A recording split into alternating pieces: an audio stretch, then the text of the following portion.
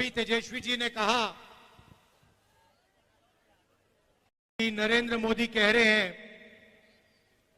कि तेजस्वी को जेल में डालेंगे। मैं आपको सच्चाई बताता हूं। देखिए, आपने वो नरेंद्र मोदी वाला चमचों वाला इंटरव्यू देखा है, जहां 4 चमचे उनके सामने बैठते हैं। वो पहले जैसे पेपर लीक होता है ना, वैसे पहले पेपर इंटरव्यू लीक हो जाता है, उनको नरेंद्र मोदी को पहले मिलता है। अब एक इंटरव्यू में चमचे ने उनसे पूछा, नरेंद्र मोदी जी, आप आम कैसे खाते हो? क्या काट के खाते हो या चूस के खाते हो?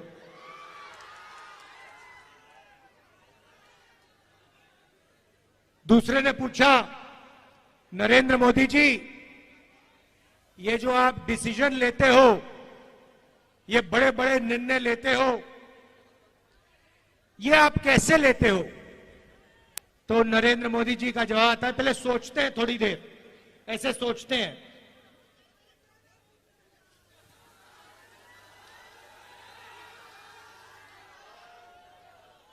थोड़ा टाइम लगता है और फिर कहते हैं, ये जो निर्णय होते हैं इनको मैं नहीं लेता, ये परमात्मा लेता है। मुझे परमात्मा ने ऊपर से भेजा है, मैं बायोलॉजिकल नहीं हूं, मैं परमात्मा का मैसेंजर हूं, उनका काम करने आया हूं। ये उन्होंने पता है क्यों कहानी निकाली है, ये परमात्मा वाली? क्योंकि चुनाव के बाद जब वही ईडी के लोग नरेंद्र मोदी से अदानी जी के बारे में पूछेंगे तो नरेंद्र मोदी कहेंगे, मैं नहीं जानता, परमात्मा ने कहा था। मोदी जी, आप लंबे लंबे भाषण देना बंद कीजिए। आप देश को बांटने की कोशिश नहीं कीजिए।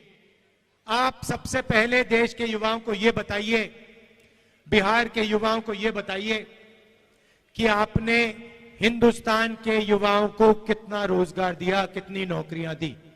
आपने 2 करोड़ युवाओं को रोजगार देने की बात की थी, आपने एक युवा को नौकरी नहीं दी। यहां हाथ उठा के दिखाओ भैया, बेरोजगार, ये बेरोजगार हाथ उठा के दिखाओ। ये है नरेंद्र मोदी का नतीजा, इनकी पॉलिसी का नतीजा कि हिंदुस्तान में युवाओं को रोजगार नहीं मिल सकता। ये पहले आपके अलग अलग रास्ते थे। सेना में आप जा सकते थे, पब्लिक सेक्टर में जा सकते थे, प्राइवेट सेक्टर में आपको रोजगार मिल सकता था। नरेंद्र मोदी ने नोटबंदी, जीएसटी लागू करके रोजगार के रास्ते बंद किए और सेना में अग्निवीर लागू करके जवानों को मजदूर बना दिया। तो मैं आपसे सबसे पहले यह कहना चाहता हूं, नरेंद्र मोदी कुछ भी कहें, 4 जून के बाद इंडिया की सरकार आने वाली है। अग्निवीर योजना को फाड़ के हम कूड़ेदान में फेंकने जा रहे हैं। यह नरेंद्र मोदी की योजना है। आर्मी इस योजना को नहीं चाहती है, यह ऊपर से थोपी गई है और हमारा पहला काम अग्निवीर योजना को फाड़ कर कूड़ेदान में फेंकने का होगा। हम 2 तरीके के शहीद नहीं चाहते हैं।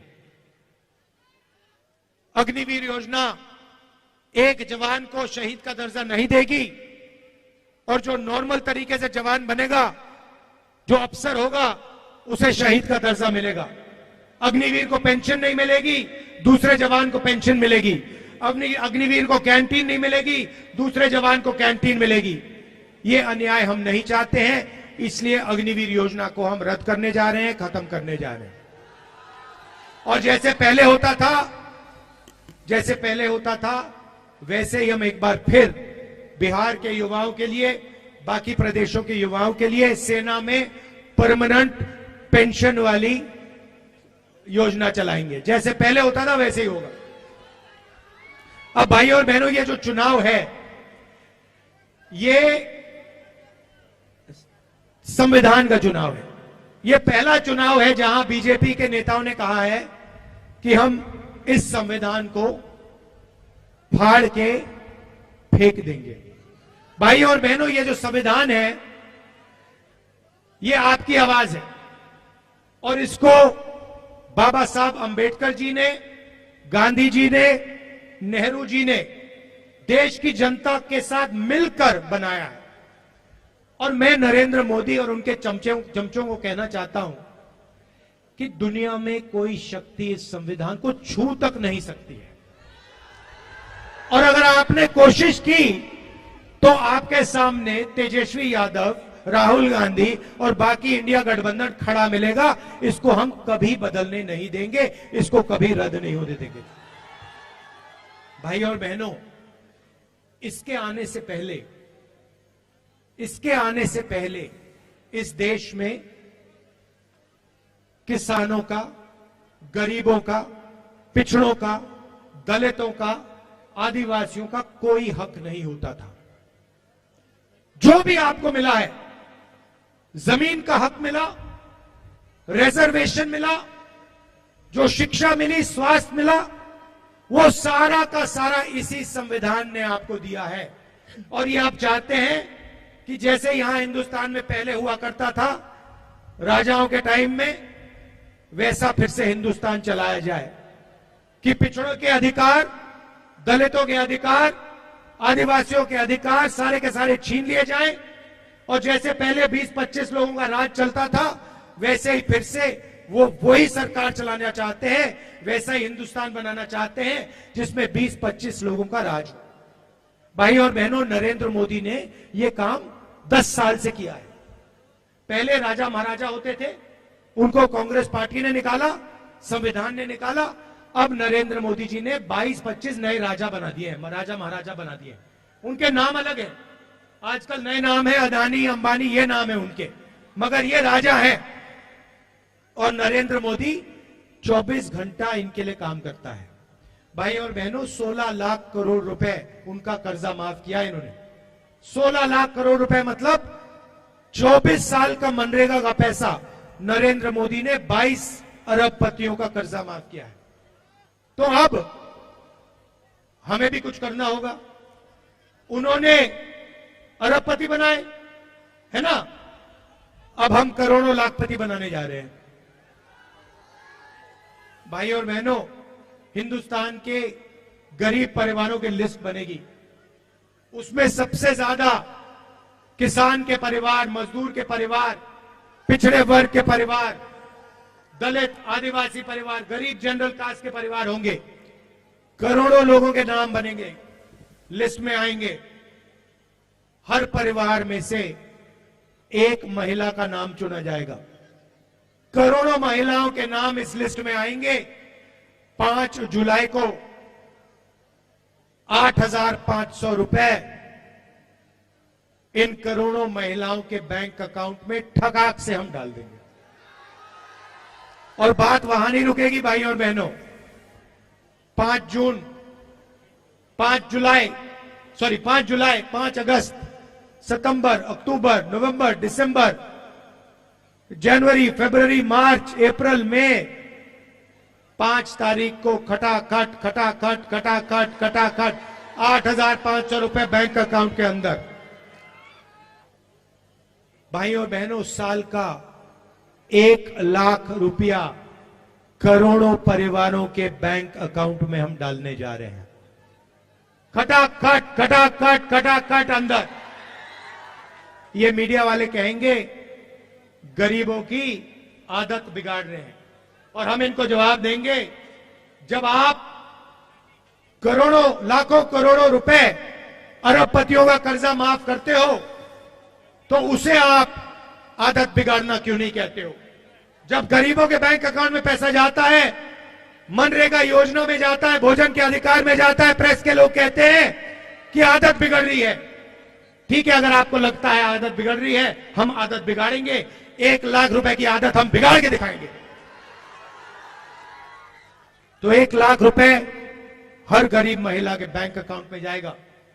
किसानों को कानूनी मिनिमम सपोर्ट प्राइस मिलेगी, कम से कम दाम अनाज के लिए, धान के लिए, शुगर केन के लिए, आलू के लिए हिंदुस्तान के सारे किसानों को मिलेगा।